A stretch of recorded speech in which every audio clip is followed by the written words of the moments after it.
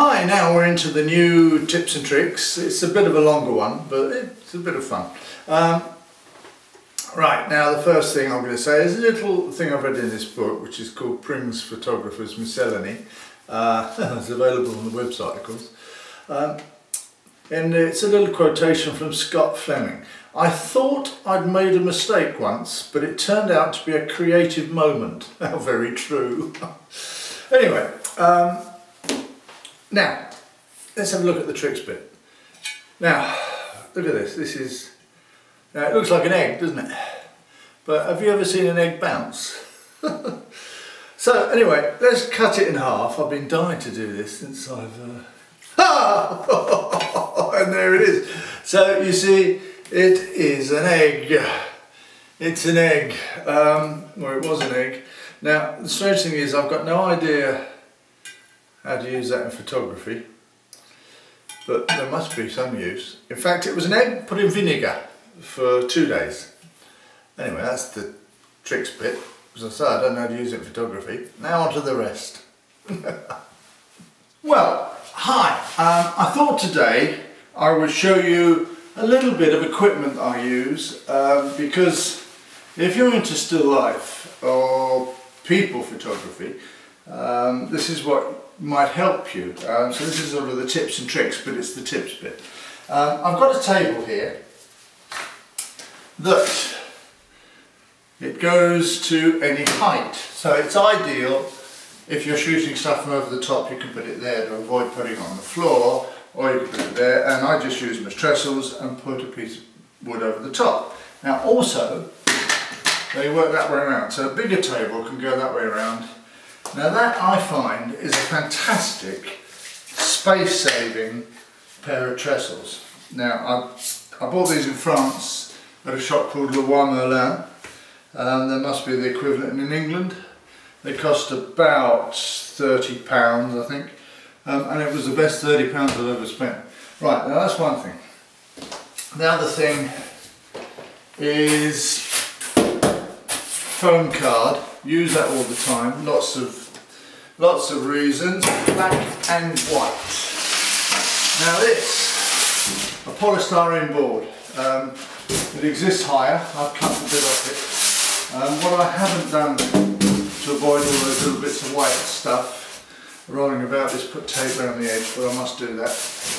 And those last forever. Now they're okay, what do they cost? 20 quid each, but they last forever if you look after them. And they are fantastic, absolutely fantastic reflectors. Now you can buy one of those from the manufacturers that make great big, I won't mention them, but they're fold up reflectors, or you can buy those, and I've got a couple of these I keep in the studio. Now what else have we got to use for? Particularly for still life, these stands. Now these stands, you can get on the internet.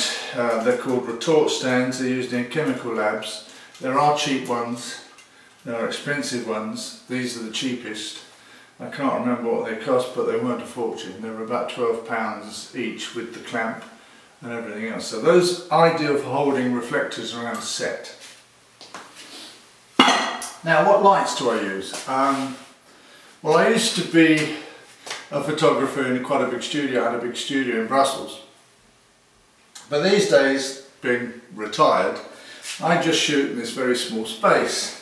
So I decided to get myself some of these. I only use 3 heads. I keep saying I've got to buy a 4th one. What I'll do if one breaks down, I don't know. So as I don't do commercial work anymore, it's only for fun and for YouTube and the website. I bought 3 of these, and I find these fantastic. These are made by a company, Elemental. And this is the Genesis 250. They're very good value for money. I've got 3 of those. I've got the inevitable softbox. I've got 2 of those in 2 different sizes. That's in fact got a 400 head on it. And what else have we got? The boom. Now you have to have a boom, that's for sure. So this is a very nice boom. In fact, if I put the right end on it, I can put the softbox on it. the counterbalance on the other end, and I can get the light right over the top of the subject, which I do quite often. The other thing is another boom, although I wouldn't actually say it's a boom, but what it does do, it holds the famous Lasker light reflectors in a very clever little device that you can move up and down. It also goes in and out. So it works for all the Lasker light reflectors, and it clips them in place, so you can put them in any position, turn them. So that's a very, very useful thing. What else? Oh, the inevitable that I'm using now, the inevitable garage light. We use that for a lot of stuff, particularly YouTube stuff. You can see actually it's garage because it's still got paint on it. It came straight out of my garage. So that basically is the stuff I use for a studio. Now a little tip is you're going to need one of these. Now one of these is a fantastic little stand, because very often you want to get a light low. Now I know the temptation is to put it on the floor, but it's not an ideal situation because it rolls on its own. So put it on a stand. Now you can buy this little extension for it, which makes again a tiny little stand, and you can just bring it up and down behind the model's head if you're doing portraits, and get a nice little light on the background. Now I personally at the moment don't use, I used to, but I don't use background paper. What I do is stretch. If I'm doing a portrait or anything, I stretch quite simply with drawing pins, different coloured sheets, bed sheets, only because I'm planning on moving soon and I don't want to start putting up backgrounds, holders, but I will eventually if I move to my new studio, which I'm hoping to do next year, and give lessons. I'm hoping to do courses where people, residential courses where people can come for a weekend. So that's very important. Other light stands, well this one as you can see is a bit rusty. It came from the old studio, I've got a few of those. What else? Well, not a lot apart from Vaseline, which you use. Lots of little things that you'll get together over a period. So let's have a look at other little rubbish. We've got fishing line. Now fishing line, very useful, put it on the floor. As I said in one of my other lessons, anything can make a reflector. This is an old plate. They exist in silver and gold. Torch, bit of light painting, as we've seen before on one of my videos. I'll try and keep it a bit different. But a lot of people want to know what I use. Obviously a knife for cutting the card. Now you can make a reflector out of one side of silver paper, does actually work somewhere, there it is, which is shiny, and the other side which is matte, so it does give you a choice of reflector. Now this is the thing I use most. And this is the famous roll of tracing paper that a lot of you see me use.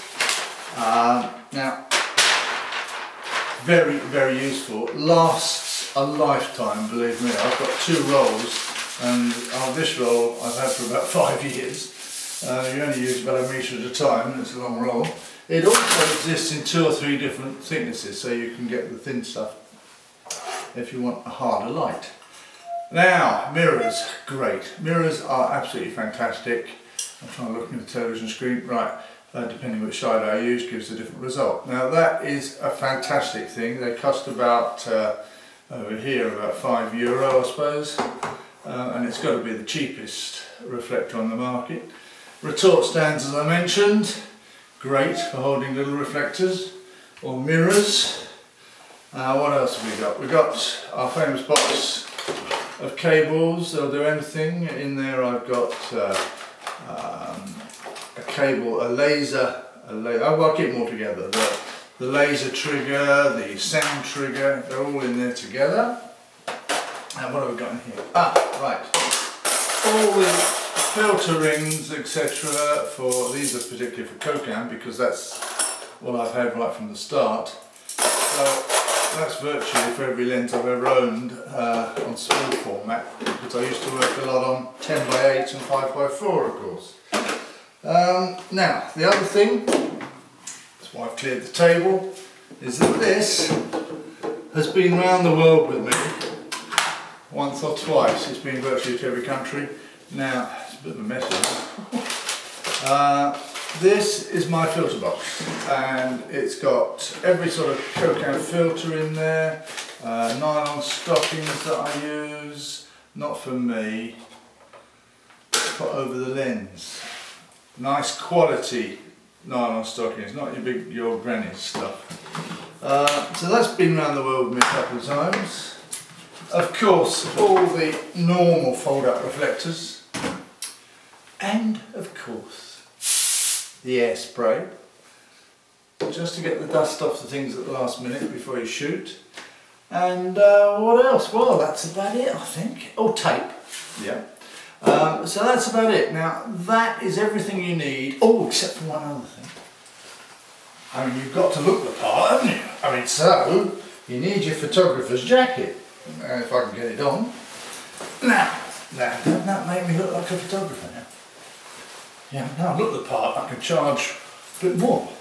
Right, so that's everything you're going to need in a studio. Look at my videos and you'll see how to use all that equipment to get some quite nice results. And thanks for watching. Cheers.